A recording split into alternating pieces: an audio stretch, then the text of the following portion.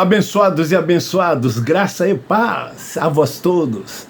Hoje, dia 30 de julho de 2024, às 20 horas e 30 minutos, eu estou aqui numa noite chuvosa e bastante frio aqui na cidade de Duque de Caxias, no estado do Rio de Janeiro.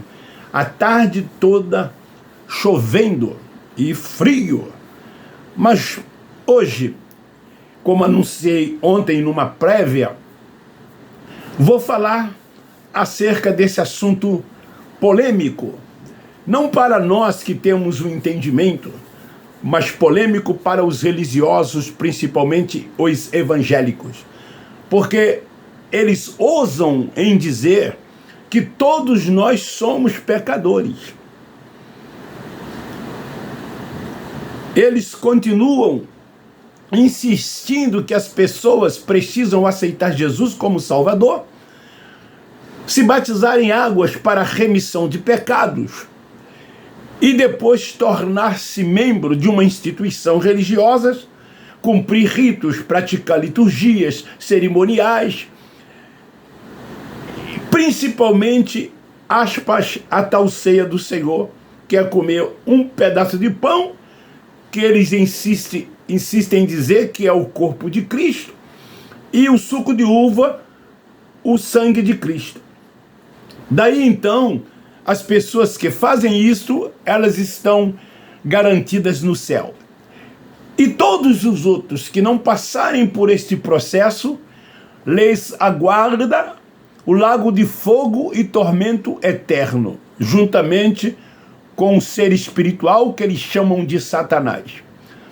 É isso que eles pregam, é isso que eles ensinam e é assim que eles acreditam. Pois bem, eu quero ler na Epístola de Paulo aos Romanos, capítulo 7, versículo 7, que diz assim: que diremos, pois? É a lei pecado? De modo nenhum, responde Paulo. Mas eu não conheci o pecado, senão por intermédio da lei. Pois eu não conheceria a concupiscência se a lei não dissesse não cobiçarás. Então, se Jesus tirou o pecado, por que a religião diz que ele ainda existe? Então o tema de hoje é por que a religião insiste em dizer que somos pecadores. Se pecado era a transgressão da lei, Paulo, o apóstolo que recebeu toda a revelação do Cristo ressuscitado, que é Espírito, ele diz que a lei foi que deu-lhe o entendimento do que era pecado e do que era concupiscência. Se não fosse a lei, ele não havia conhecido. Pois bem, Jesus Nazareno, ele veio cumprir a lei. Ele não era cristão, ele era judeu, nascido de mulher. Esta lei que ele veio para cumprir, ela foi dada ao povo de Deus, que era os judeus, por intermédio de Moisés. Quando Israel deixou o Egito, Deus disse: vós sereis o meu povo e eu serei o vosso Deus. Assim sendo, cumpriu o que disse o Cristo Nazareno: não vais pelo caminho dos gentios, mas ide antes as ovelhas perdidas da casa de Israel. Por quê? Porque todos os judeus eram transgressores da lei. Eram 613 leis do Torá, 365 positivas e 248 negativas, o que não se devia fazer. Então tornaram-se os judeus transgressores da lei. O apóstolo Paulo disse que a lei em si não era pecado. E não era mesmo. A lei era boa. Mas os que transgrediam, sim, eram pecadores. Então todos os judeus se tornaram transgressores da lei. Paulo disse que sem a lei está morto o pecado. Está aqui no versículo 8, quando ele escreve aos Romanos no capítulo 7. Sem a lei está morto o pecado. A lei, ela foi cumprida pelo Cristo Nazareno. O fim da lei foi nele. Ou acreditamos no que ele disse, perguntamos então, está escrito ou não está escrito? Foi ele quem disse. Versículo 9, olha o que diz aqui. Outrora eu vivia sem lei, mas vindo o mandamento, reviveu o pecado e eu morri. Uma vez que na sinagoga a lei foi ressuscitada por eles, então o pecado volta. E na verdade, eles estão o quê? Mortos. O grande problema da religião é que eles não creem na escatologia consumada. Eles não creem que toda a Bíblia foi escrita para os judeus e que todas as profecias foram cumpridas e que a Bíblia não é mais um livro profético e sim um livro histórico. A Bíblia foi escrita por judeus. E na concepção deles, como está escrito em 1 João capítulo 3, versículo 4, pecado era transgressão da lei. João diz, aquele que disser que não comete pecado é um mentiroso. Ele estava se dirigindo aos judeus. Uma vez que a lei, cumprida pelo Nazareno, e foi dita pelo próprio Nazareno, está o quê? Consumado, tetelestai. Agora para eles não mais condenação havia. E Paulo fala ao escrever aos Romanos no capítulo 8, versículo 1, portanto agora quem está nele não há mais condenação. A lei agora não mais os condenava, porque o Cristo Nazareno que veio para cumprir a lei, ele cumpriu toda a lei. Os gentios, eles não tinham lei. Eles foram chamados na graça. Se viverem debaixo dela, se tornarão o quê? Transgressores. E se os religiosos, eles vivem debaixo da lei, eles são transgressores da lei, mesmo a lei não sendo dada para eles. E ela não mais existe, porque ela foi cumprida em toda a sua totalidade pelo Cristo Nazareno. Então, os gentios não podiam viver debaixo de preceitos da lei. Eles deveriam viver debaixo da graça. O evangelho da circuncisão foi para o mundo de Israel, dado pelo Cristo Nazareno aos 12 apóstolos, tantos quanto outros foram feitos discípulos, para que fosse ao mundo de Israel e pregasse, para que eles pudessem crer na mente e ser salvo da grande tribulação que estava por vir. Mas Paulo recebeu a revelação do Cristo ressuscitado. Para quem? Para os gentios e para tanto quanto outros crescem. Então os gentios deviam viver debaixo da graça de Deus e não debaixo da lei de Moisés. Lembra que uma certa ocasião Pedro queria obrigar os gentios a viverem como os judeus viviam, como se a lei fosse para os gentios. E a lei não era para os gentios, e sim para os judeus. Os judeus viviam debaixo da lei, e os gentios debaixo da graça de Deus. Então a religião, ela quer nos imputar pecado, quando ele não nos imputa. Ele quem? O Cristo não nos imputa pecado. foi imputado tão somente para os judeus, porque não cumpriram a lei, viveram em desobediência. Mas os gentios não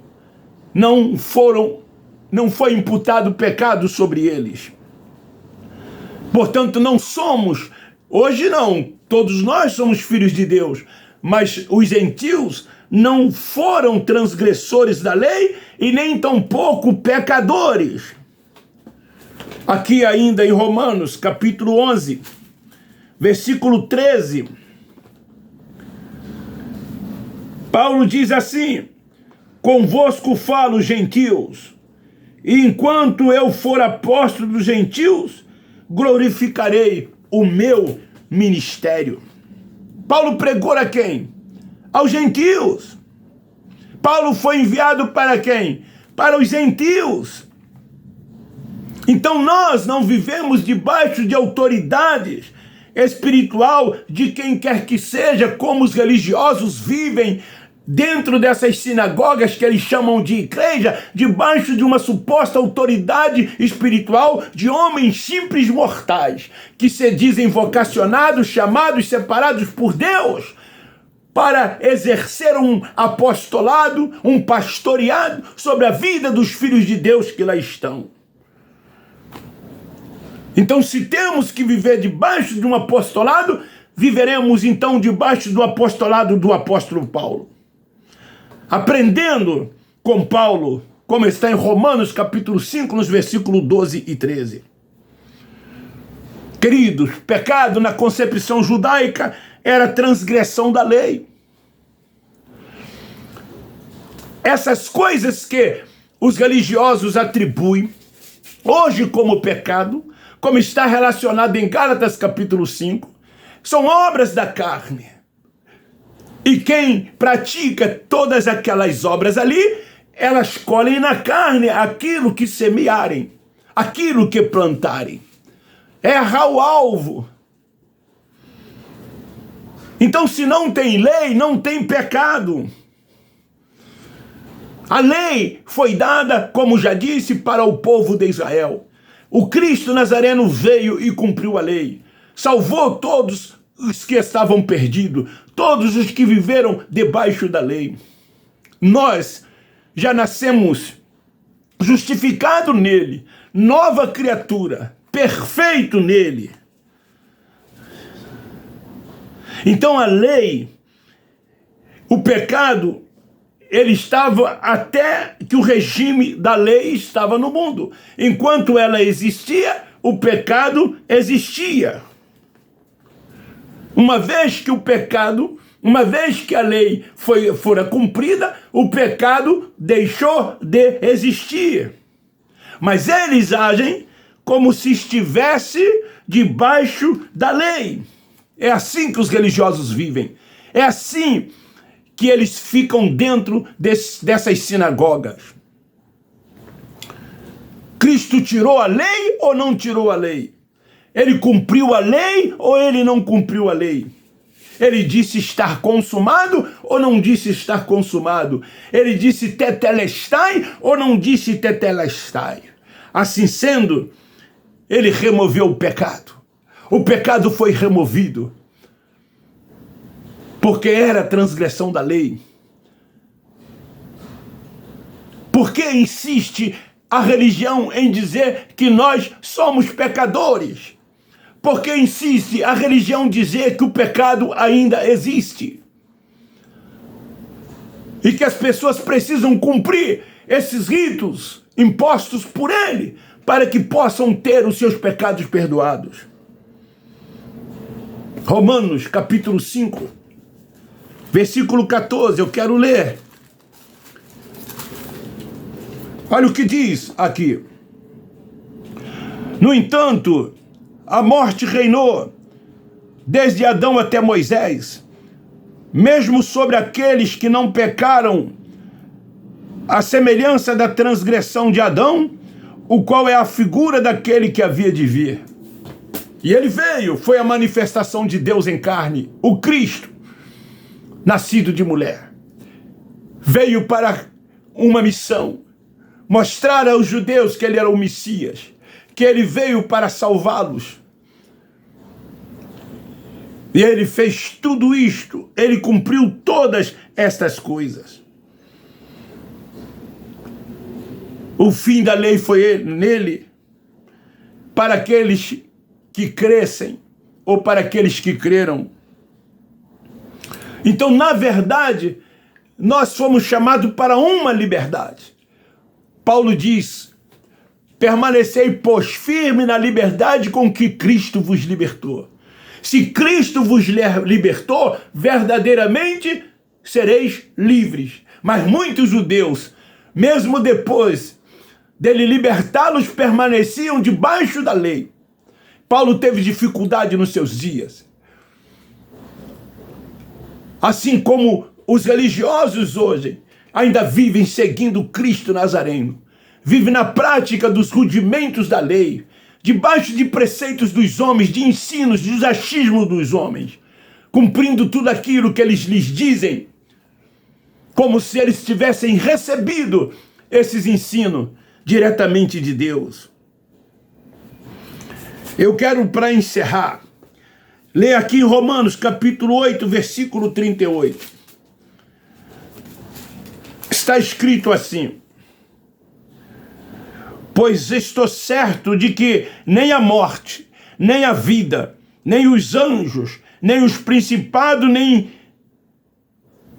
as potestades, nem o presente, nem o porvir, nem a altura, nem a profundidade, nem coisa alguma poderá me separar do amor de Deus, que está em Cristo Jesus, nosso Senhor.